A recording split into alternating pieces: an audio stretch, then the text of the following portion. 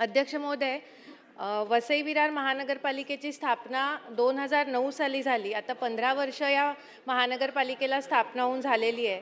सध्याच्या स्थितीमध्ये 25 लाखावरती या महानगरपालिकेची लोकसंख्या गेलेली आहे आणि या 25 लाख लोकसंख्येला सगळ्यात मोठी कुठची समस्या असेल तर ती पाण्याची समस्या आहे।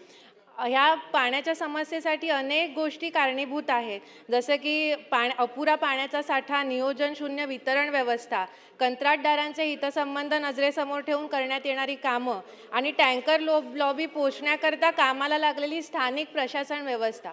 पण या सर्व बाबींकडे आज मी चर्चा न करता सगळ्यात महत्त्वाची जी बाब आहे की उपलब्ध पाणीसाठा जो आहे तो सुद्धा आज वसई विरार महानगरपालिकेतल्या शहराच्या घरांना होत नाही आहे आणि त्याचं कारण महावितरणाचा गलथान कारभारी आहे।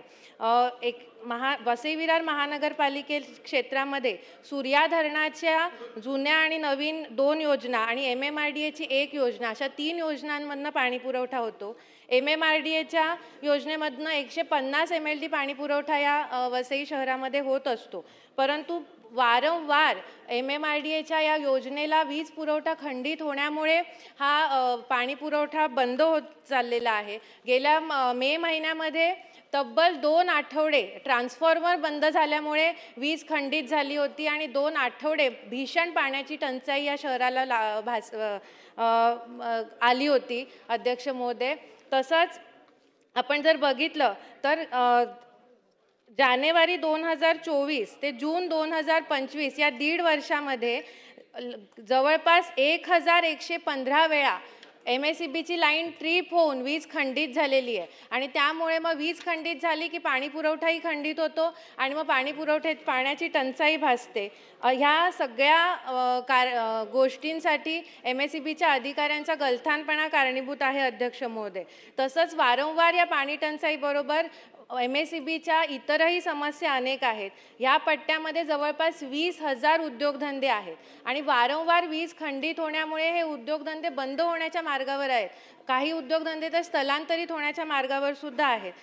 जुने झालेले ट्रान्सफॉर्मर, जुन्या झालेल्या 10 मीटर लांबीची सुद्धा सलग जॉईंट नसलेली अशी MSEBची केबल आपल्याला सापडणार नाही। DP खराब होणं, मीटर जळणं आणि या सगळ्या दुरुस्तीसाठी जे कॉन्ट्रॅक्टचे कर्मचारी आहेत ते ग्राहकांकडे मागणी करतात सगळ्या मटेरियलची, त्यांच्याकडे मटेरियल सुद्धा नसतं दुरुस्तीसाठी। त्यामुळे ही खूप गंभीर गोष्ट आहे अध्यक्ष महोदय। तसंच महावितरणाच्या वसई विभागाच्या तांत्रिक विभागामध्ये मंजूर 414 पदांपैकी 209 पदही रिक्त आहेत आणि विरार विभागातील 293 पदांपैकी 270 पदही रिक्त आहेत आणि हा सगळे रिक्त पदं जी आहेत ती कंत्राटी कामगारांनी मग भरतात आणि मग कंत्राटी कामगारांचं ग्राहकांप्रती काही उत्तरदायित्व राहत नाही, त्यांच्याकडनं तक्रार निवारण वेळेमध्ये होत नाही। अध्यक्ष महोदय, या सगळ्या गलथान कारभारामुळे मे महिन्यामध्ये वसईमध्ये जयेश घरत या कंत्राटी कर्मचाऱ्याचा लाईटच्या पोलवरती काम करत असताना दुर्दैवी मृत्यू झाला। त्याच्या 1 आठवडा आधीच विजेची लाईन, चालू लाईन तुटून रस्त्यावरती पडली होती, शेतात पडली होती आणि त्याचा शॉक लागून एका तरुणाचा मृत्यू झाला। तर अशा प्रकारच्या घटना घडतायत, उद्योगधंद्यांवर परिणाम होतोय, तिकडच्या नागरिकांवर ह्या महावितरणाच्या गलथान कारभारामुळे परिणाम होतोय। आमच्या वसईमध्ये अध्यक्ष महोदय 2018 पासून पूर परिस्थिती निर्माण होते। पावसात पाणी साचतं, ते घरांमधनं 3-3, 4-4 दिवस जात नाही। त्यामुळे आता तर अशी परिस्थिती झाली अध्यक्ष महोदय की पावसामध्ये घर से पाणी जाता नहीं और नल में पाणी आता नहीं अशी परिस्थिती निर्माण झालेली आहे। तर त्यामुळे मी आपल्या मार्फत शासनाचे या गोष्टींकडे लक्ष वेधू इच्छिते आणि शासनाला कळकळीची विनंती करू इच्छिते की या सगळ्या गोष्टींवरती लक्ष द्यावं, त्यासाठी पाठपुरावा करून उपाययोजना त्वरित करण्यात यावा। अध्यक्ष महोदय, या उत्तरामध्ये आजच्या दिलेलं आहे की 132 kV उपकेंद्र तिथे मंजूर करण्यात आलेला आहे, पण ते कधी मंजूर केलेलं आहे त्याचा काही उल्लेख केलेला नाही आहे। त्यासाठी अवधी लागत असल्याने आणखीन वेळ लागणार आहे, तर तो किती अवधी लागणार आहे, हे काम कधी पूर्ण होणार आहे आणि या तोपर्यंत तात्पुरता वीज पुरवठा बाजूच्या उपकेंद्राकडनं करण्यात येणार आहे असं म्हटलंय, पण तात्पुरत्या वीज पुरवठ्याने हा प्रश्न सुटणार नाही आहे। त्यामुळे ह्याची कायमची उपाययोजना आपल्याला काय करता येईल आणि लवकरात लवकर ती कशा पद्धतीने कार्यान्वित करण्यात येईल यासाठी मी लक्ष वेधू इच्छिते शासनाचे. धन्यवाद अध्यक्ष महोदय. अध्यक्ष महोदय, सन्मान्य सदस्यांनी मांडलेले लक्षवेधी सूचना अत्यंत गंभीर आहेत आणि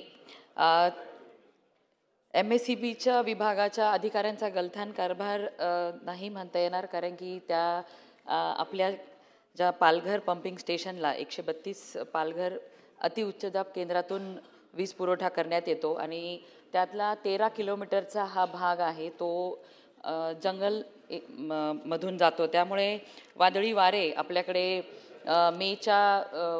मे एंडला आणि जूनच्या पहिल्या आठवड्यामध्ये झाल्यामुळे तारा त्या ठिकाणी ब्रेकेज झाल्या किंवा त्यामुळे 4 वेळा तिथे लाईट विद्युत प्रवाह खंडित झालेला होता आणि तो दुरुस्त करण्यासाठी थोडासा वेळ लागला. त्यानंतर महावितरणनी त्या ठिकाणी पाहणी केल्यानंतर जो पाणी पुरवठा करण्याचं पंपिंग हाऊस आहे तिथला सुद्धा कंडक्टरमध्ये तांत्रिक बिघाड आला होता, म्हणून त्या 8 दिवस त्याच्या दुरुस्तीला लागले. त्यामुळे ह्या दिवसांमध्ये आपल्या क्षेत्रामधल्या लोकांना पाणी पुरवठ्याचा त्रास सहन करावा लागला. तरी देखील आपण या ठिकाणी लक्षवेधी मांडलेली आहे आणि ह्या वादळी वाऱ्यांमुळे काही बर्ड येतात, तारा एकमेकाला चिटकतात म्हणून फॉल्ट होतो. तो होऊ नये म्हणून कन्व्हर कंडक्टर यूज करण्याचं काम त्या ठिकाणी चालू आहे आणि हे काम पूर्ण झाल्यानंतर अशा पद्धतीने वाऱ्यांमुळे होणाऱ्या विद्युत खंडित होणं कमी होईल.